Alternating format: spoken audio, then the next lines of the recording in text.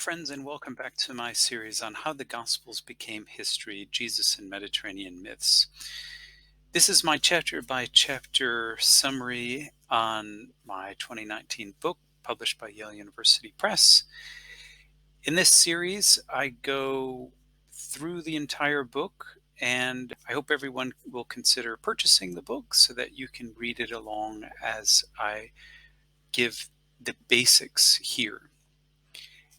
I can only give the basics here, so make sure you check out the notes at the back and the suggestions for further reading. Also, check out the former episodes on the introduction and chapter 1.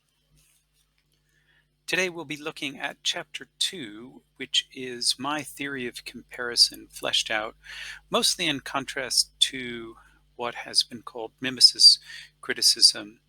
And although I don't reject mimesis criticism, I do have my differences, and in this chapter I try to politely and carefully distinguish my understanding from the mimesis critics. Just to remind everybody of the thesis of the book, in my view, the gospel writers use historical tropes to convince their readers that gospel mythoi actually took place, and in this sense were true. Sometimes this thesis has been misrepresented, and I want to lay out what I think carefully here. I don't think that the gospel writers were naive, and I don't think that they considered their readers to be naive. But I think we need to take seriously the religious position of the gospel writers. They, like the Greeks, believed their myths, and they believed that, in general, they actually happened. So I strongly reject any theory that would say that for the evangelists, the resurrection or Jesus walking on water was something that didn't happen. For the gospel writers, the fact that it happened had a bearing on its truth value, so they would not have rejected the idea that it happened. Now, to us as modern people who aren't necessarily invested in these same myths, we may not feel that same urge to say that they actually happened, or we may have questions about that. We are no more sophisticated than the ancients, and religious people today also, by and large, have a commitment to the actual occurrence on some level of these events. My thinking is very much influenced by the late Jonathan C. Smith, and I encourage everybody to go read him, especially his book, Drudgery Divine. Basically, I work with the fundamental principle that individual words, phrases, and ideas that are similar are not necessarily genetically related. Similarities, no matter how precise, do not amount to causation. So when we look at two texts, and they can be poetic texts, they can be prose texts, they can be any sort of text in any genre, and we see similarities between texts, that doesn't necessarily mean that one text is consciously imitating the other. It could mean that, but it doesn't necessarily mean that. And there are many ways that people were influenced in the ancient world, and I think it's a rather modernistic assumption to think that writers of texts were so bookish as only to be influenced by other writers of texts. No, there were other means of knowing stories in the Greco-Roman world, and in a population where, give or take, 80 to 90% of people could not read, they knew of stories mostly through oral or visual platforms. So in some respects, my thinking does come to conflict with mimesis criticism, which is all about genetic connection, where gospel writers are pictured as sitting down at their desks and consciously imitating the authoritative poets mostly to derive their narratives, with the assumption being that they knew that the past narratives were mythology, and they also knew that their own narratives were mythology. I don't think that that's true. On the other hand, I don't completely deny mimesis criticism. it's a sad fact that Dennis MacDonald thinks that I've taken, in his words, ugly swipes at him in the book. To the contrary, I have no problem with many aspects of Mimesis criticism, and I do think that educated writers went through a similar process of education, that they knew similar stories and they read similar poets, and that the gospel writers were highly educated people, and that they had read Homer and possibly Virgil and many other poets. That's not in any way in dispute. Mimesis itself is almost carved into the human brain, that we write and are creative by imitating previous creators. And creativity is not something ex nihilo out of the blue. Creativity is slight modifications and adjustments to things that have happened before us. And in this case, writings that have come before us. We are influenced by those writings. The dispute is how mechanical, in a sense, that influence is. That when I sit down to write a book, or when an ancient writer sits down to write a book, how does influence reach them? How do the writings of the past actually impact them? And this is the major question, and it's nailing that down where we get into the weeds and disagreement occurs. But disagreement is entirely natural, and as long as we are remaining polite and trying to see things from the other person's perspective, we are advancing scholarship. Scholarship cannot advance without disagreement, and so there's no problem with disagreement. So, in pointing out some of the weaknesses of Mimesis criticism as it's been constructed by Dennis MacDonald, I don't in any way seek to attack Dennis or any other Mimesis critic. I want to sharpen the criteria so that we can create true knowledge and reliable wisdom for everybody else, and so that we can do our jobs better. In general, MacDonald has been criticized much more severely than anything I've written by Carl Olav Sandnes and Margaret Mitchell, and I will list their works at the end of this episode. But in general, the sense, I think, among the general scholarly community is that MacDonald's criteria are too flexible. Almost any similarity that he sees, and much of these similarities are intuitive, there's nothing logical or mathematical about them. Virtually any of them can be construed as imitation. And at the same time, virtually any difference can be taken as emulation. So in a sense, it's like having your cake and eating it too. The similarities mean that the gospel writers were creatively reformulating Homer or Virgil or Euripides, etc. And the differences mean that they were trying to create a new sort of social identity, and therefore disagreeing and trying to transcend and surpass previous authors. But we need to have a space where we can say what actually is imitation and what is emulation. Can this theory be falsified in the sense in which we show that a similarity isn't imitation and that a difference isn't emulation? These are the questions that I and many others have for MacDonald. What we want is consistency, not rigidity, but consistency. And we want other scholars to be able to come up with the same results, or at least similar results, as MacDonald. As it is, MacDonald is completely idiosyncratic because most of his work is imaginative or intuitive. And then the criteria are brought in to give it a sort of appearance as being controlled.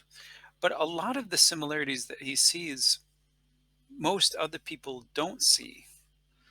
And this is something that we need to take seriously.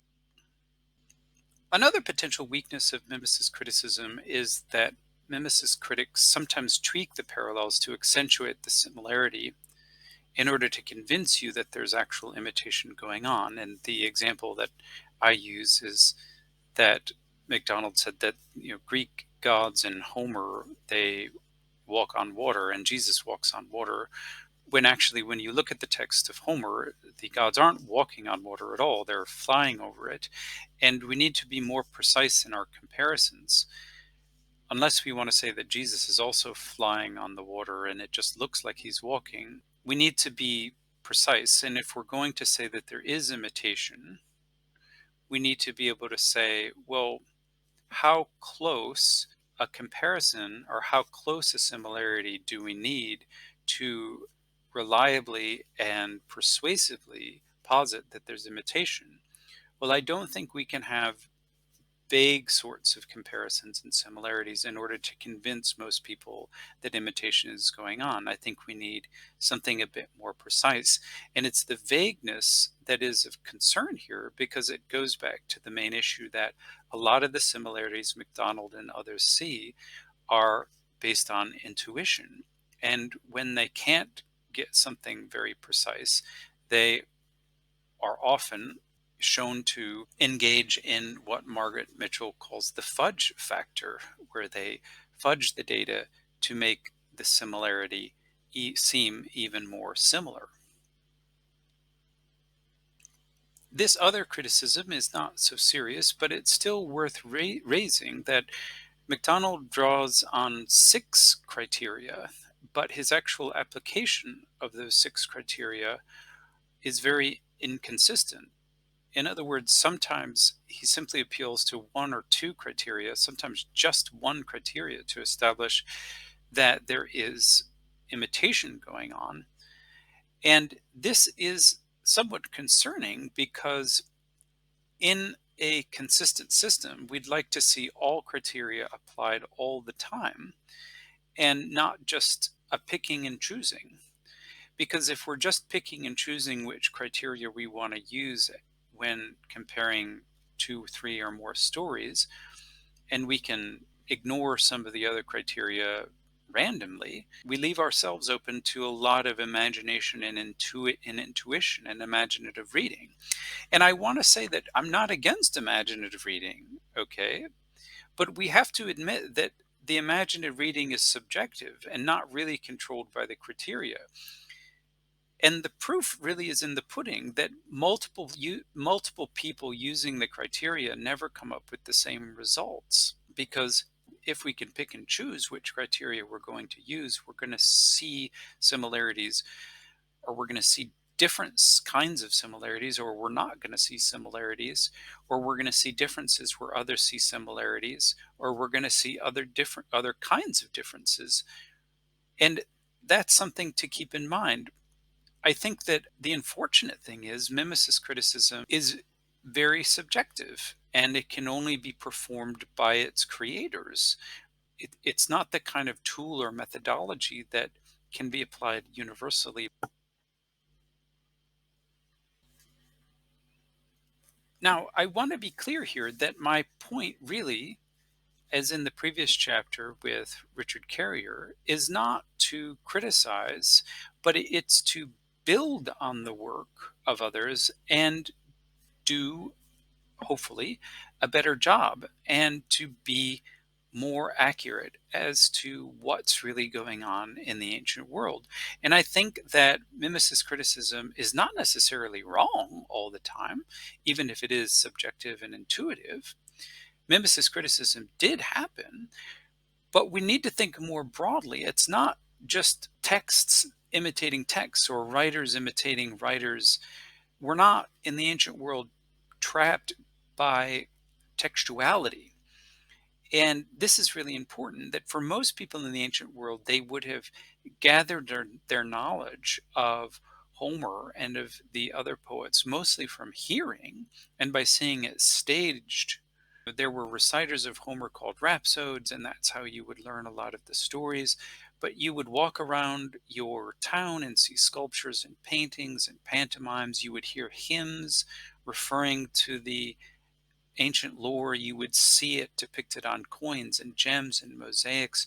You'd see people dressing up at athletic games or even executions as gods and demigods in the ancient stories.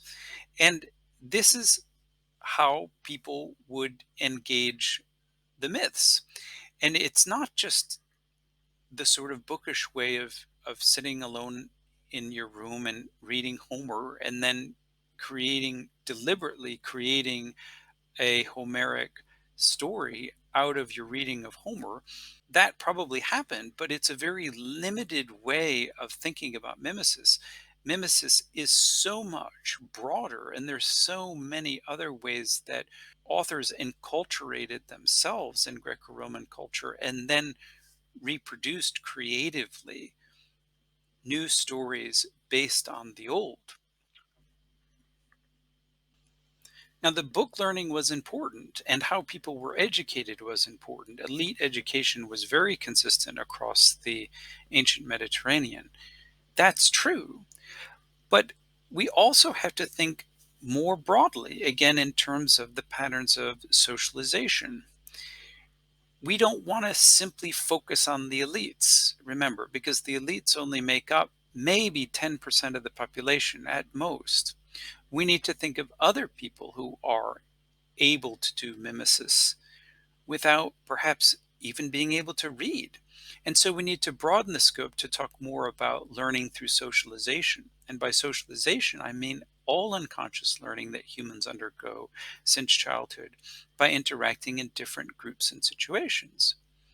And as a result of our socialization, of growing up in American culture and eating apple pie and going to baseball games, people gather a set of shared assumptions, experiences, and frameworks that you wouldn't get if you were growing up in India or Cuba or Russia, because we are socialized differently. And that's what makes human cultures interesting.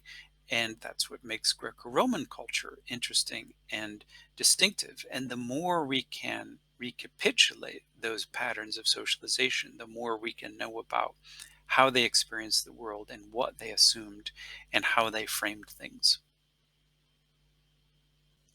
So, how did the gospel writers actually write? And what were their assumptions and theories and et cetera, et cetera? What genre did they think they were writing in? Well, I say a lot about genre in this chapter, and I don't have time to go over it here. I hope you all will go ahead and read the book, read the full chapter. Again, I give the full bibliographical information here. Suffice it to say that I don't think that any of the gospel writers necessarily were looking at an open book or an open scroll of Homer and then in their individual minds devising a story of Jesus based on the story of Homer with pen and ink. I think that a lot of their mimesis, a lot of their imitation of Homer and the other poets and of other prose writers and history writers, we can't exclude them, was subconscious, that they knew a broader range of literature, not just poetry, but a broader range of literature. And they also knew sculpture and gems and plays and satires and all the other ways that they were influenced. All the other forms of media fed into their imaginations. And they took aspects of this socialization and they mixed it together with the traditions that they had learned about Jesus and they created new stories. That's how I think it happened. It's not at all a mechanical process, and it's not necessarily a very bookish or textual process either. The Gospels are the work of the imagination. And it's our task to reimagine how they did interact with Greco Roman culture in a sophisticated and nuanced way. To sum up, this is not in any way an attack upon Mimesis Criticism or Dennis R. MacDonald specifically. This is an attempt to do good scholarship and to respectfully disagree with others.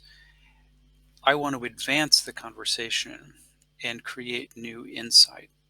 I want to lead people into a better way of conceiving of mimesis rather than reject mimesis altogether. My criticisms of Mimesis Criticism are in fact light, and for those of you interested in going further, I list here the articles by Margaret Mitchell and Carl Olav Sandnes. My concern is that these criticisms were never really addressed or assimilated by MacDonald and others, and so mistakes continue to be perpetuated. I hope that the new generation of Mimesis critics takes seriously these and other criticisms so that we can sharpen our methodology and go beyond intuition and imaginative leaps so that all of the guild, all of the field of New Testament studies and beyond can begin accepting and seeing mimesis where it truly lies. Thank you for joining me. I hope that you'll leave a like and a comment. And as always, take care.